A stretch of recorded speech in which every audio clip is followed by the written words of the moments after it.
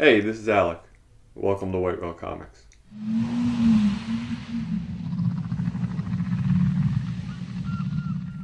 So today I want to talk about something that's always bothered me, and I'm clearly not the only one. Something that's kind of been talked about to death. If you go on any forum or message board, you can find tons of threads about it. And that's cameos versus first appearances. Now, before you turn the video off, I want to actually take a look at this and see if we can actually find out some rules to these. Because every thread and every message board always ends with the same answer, which is the market decides. But that's not really an answer, is it? So I want to take a look at some books and compare them and see if there are any similarities as to why sometimes a cameo is worth more than a full first appearance. And what better books to start with than this and this? Hulk 180 and 181. Obviously, there's a huge price difference, and excuse me while I check my notes here because I don't remember all of the numbers. So I used 3 different sources to gather price information. One of them is comicspriceguide.com, the other one is Zap Kapow, and the third is eBay sold listings. I did all of these prices raw, tried to do 9.2s near mints. So Hulk 180 Comics Price Guide goes for $600. Zap Kapow has it at $725, and on eBay you can get it between $400 and $500. Compare that to 181, which is $4,100, $9,200, and $8,000 plus, respectively. That's a huge difference. And in Hulk 180, this is his appearance. Looks pretty full to me. Complete panel, not in the shadows. Says his name in costume. But I guess that's the argument, right? Why is that not a full first appearance? I get that this book has him on the cover, he's in the story, and it's more of a showpiece. So I get why it's more sought after. So maybe those are the first rules. On the cover, in the story, and more of a showpiece. So let's compare that to something that's very comparable, the first appearance of Black Bolt in Fantastic Four 45. Here's his appearance. Full panel, in costume, says his name. Here's 46. On the cover, in the story, more of a showpiece? Maybe not. But 45 goes for, on comicspriceguide.com, $1,600. Zap Kapow has it for $3,000, and I could only find a CGC listing, but on eBay, but it was a 9.4 or a 9.2, I think, and it went for $3,500. Fantastic Four 36 goes for $1,000, $1,100, and you can get a decent copy for around $400 on eBay. What's the difference here? 45 is the first appearance of the Inhumans too, so it's not really comparable, I guess. So what about 48 and 49? Here's the first appearance of Galactus in 48. He says his name. It's a full page. He's not colored correctly. But that's the first appearance. Versus 49, where he's on the cover and he's in the story and he's colored correctly. So why does this one go for so much more than this one?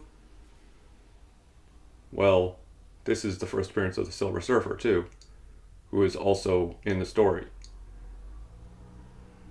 Does that make it that much different? So what about everyone's go-to favorite argument? Darkseid. Well, first of all, Darkseid is. So... But his cameo in Superman's pal Jimmy Olsen 134 looks like this. While his first appearance in Forever People #1 looks like this. So what's the difference here? Why is this book worth more than this book? He's not even on the cover of this book.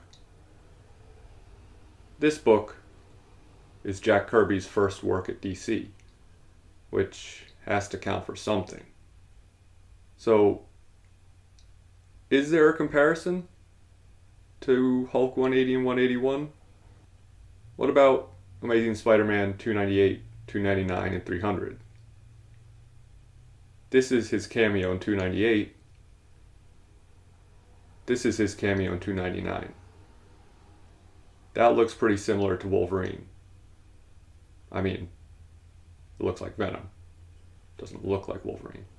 But I mean his appearance. It's on the last page. It's in a full panel.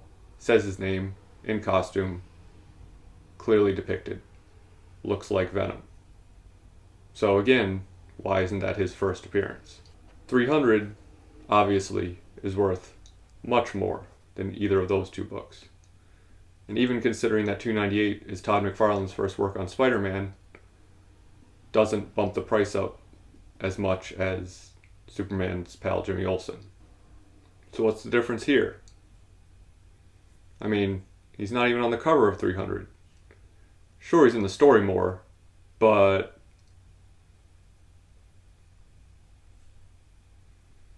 So, again, what really defines the first appearance?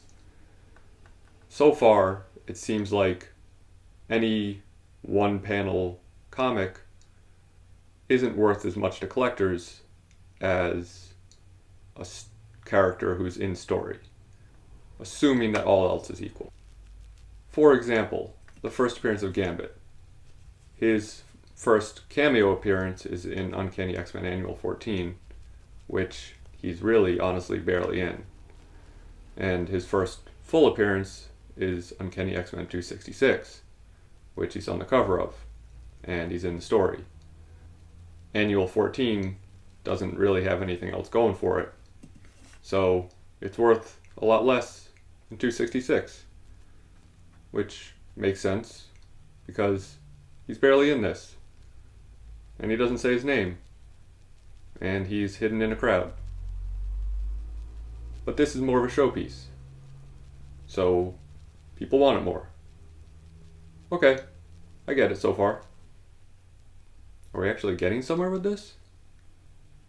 Then we get this complete insanity. Captain Marvel 14. The first appearance of Kamala Khan. Which looks like this. Is that even her? I don't know. It's just somebody on a page who's not referenced and is not in costume. But it goes for 10 times the amount of Marvel Now .1, where she's on the cover and she's in costume, both on the cover and in the story. I'm not going to talk about 17-second print. That's an anomaly. But at best, that's a cameo. At worst, that's not her. So why is this worth so much more than this? Print run? Maybe? But that shouldn't factor in that much, right? And speaking of insanity, first appearance of Jessica Cruz? That's a hand. Sure, it says her name, but that's a hand. Or maybe, like some people, you think this is her first appearance. But no one thinks this is her first appearance, where she's actually a Green Lantern and in the story. So, what's the deal here? Oh, I get it. Modern books are just treated differently than older books. Damn it! What's the difference between this and this? That's a hand. That's a foot. Why is this worth less than this? And silk's not even on the cover of number 4, so you can't use that as an excuse. I get it. The answer was right in front of us the whole time. The market decides. Bottom line is, people are going to buy the books they want to buy and spend the money on those books the way they want to spend their money. And that's cool. I just wish there was some consistency, like a lot of people. That a cameo is clearly defined and a full appearance is clearly defined and what that means. At the same time, I'd much rather own Fantastic Four 49, for example, over 48, because I like the cover better, and I'd rather have it on my shelf. I actually really don't care for this cover. It's a cool book, and if I had the money, would I buy it? Sure. But I'd rather have this, which I do. I'm not trying to make excuses or change the perception because I own this and not this, and I want this to be worth more than this, because that's not what really matters. I just want to know what's the first appearance of Kamala Khan, or what's the first appearance of Kate Bishop as Hawkeye, because some people think it's this and some people think it's this, but here she is here being called Hawkeye. So why do some people think this is her first appearance? I mean, her first appearance is really Young Avengers number 1, but she's not Hawkeye there. See what I'm saying? At the end of the day, it's all about love for collecting comics. And if you love a book, you should buy it. Maybe I should make a video about why I love collecting comics. Okay. Figuring out insane logic problems is for the birds anyway. Thanks for hanging out and listening to me. Hope you've enjoyed it. Never turn it down.